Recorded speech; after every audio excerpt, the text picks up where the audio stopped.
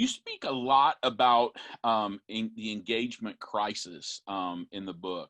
How should an ambassador and the folks that are going through this professional development this week, how how should an ambassador who has responsibilities across her or his whole state, how do you balance that use of technology and in the in person and build those relationships? You have any advice for them?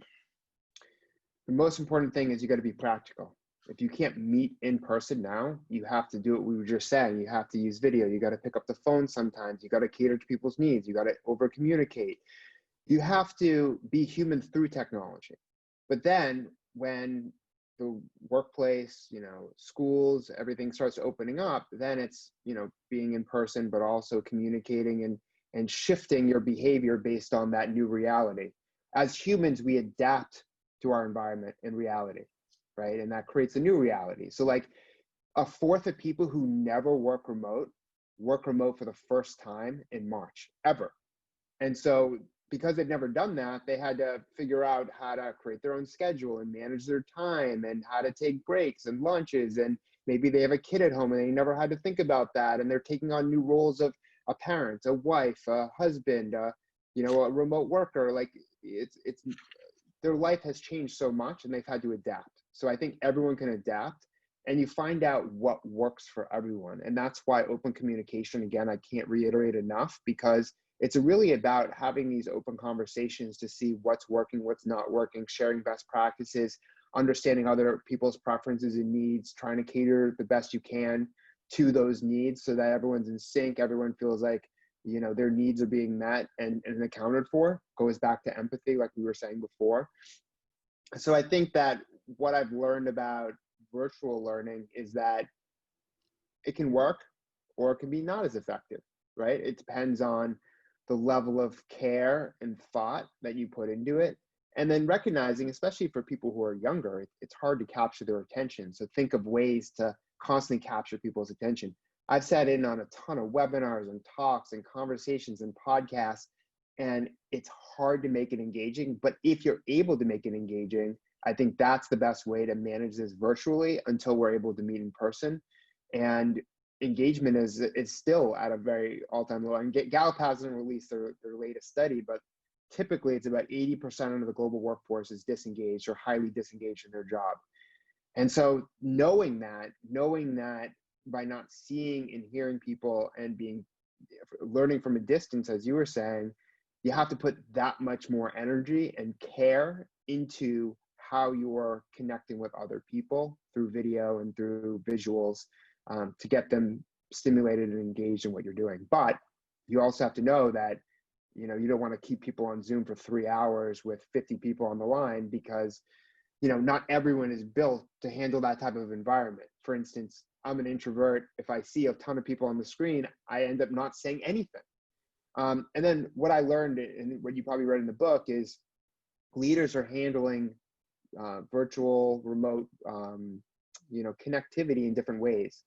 And one of the ways that I think have been very effective is, if you have multiple teachers on the line, letting a teacher each session manage and lead the discussion, right? So just because you're the leader, you have a fancy title, doesn't mean you have to lead every meeting.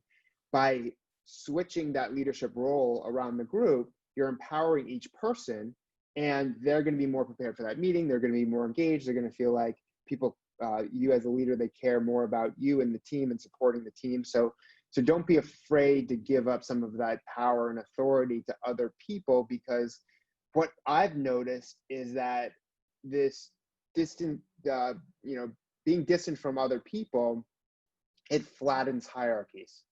So if you're in a physical office space, you see that, the corner office is for, the provost or the CEO, whereas, maybe the smaller offices or in corporate America, like little cubicles, are for, people who don't have that type of status or title in the organization.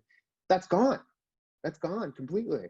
And so I think take this time to recognize that the hierarchy is at least temporarily been flattened, and that, we're all humans, we're all trying to, engage and be part of the discussion. Awesome. I'd like to, you brought up the empathy again. So I'm going to go back to chapter 9, just for a second here, in the book, because you told us in the book, and that chapter I think was really meaningful to me as well, that leaders can only be successful if we create emotional connections with others, right? Connections that allow empathy, that performing acts of kindness, the avoid hurting of others. What is, and we've talked a lot about the virtual piece to this, but hopefully we're all going to be back to normal sometime, right? And I'm not sure I want to go back to exactly normal, because I think we've learned some things.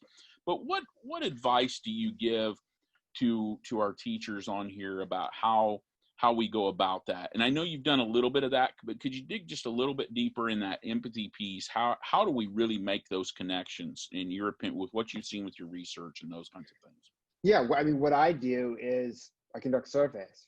So I have pulse surveys where I have a better understanding of what people are going through. For instance, I did a survey that had about 250 respondents on LinkedIn, and I asked people about how their experiences have been as a remote worker. And people love it. I mean, something like 86% either like it or really like it. And that was interesting. I didn't think it was going to be that high of a number. So it's taking the time, putting the thought in to collect that data. And I actually think the best way to be human with a colleague is not to be in one of these rooms with 50 people, because you can't have that intimacy if you have 50 people's faces on the screen. Instead, set some time aside, maybe after your Friday team call, and have one-on-one calls, or have one-on-one calls on Monday, and then start to ask them how their experiences are going, how it could be improved, what's working, what's not working.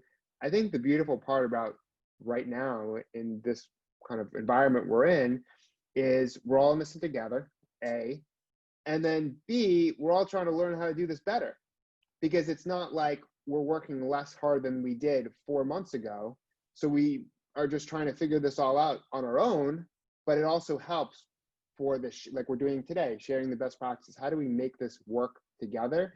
And for me, as a data guy, I'm trying to collect and consume as much data as possible.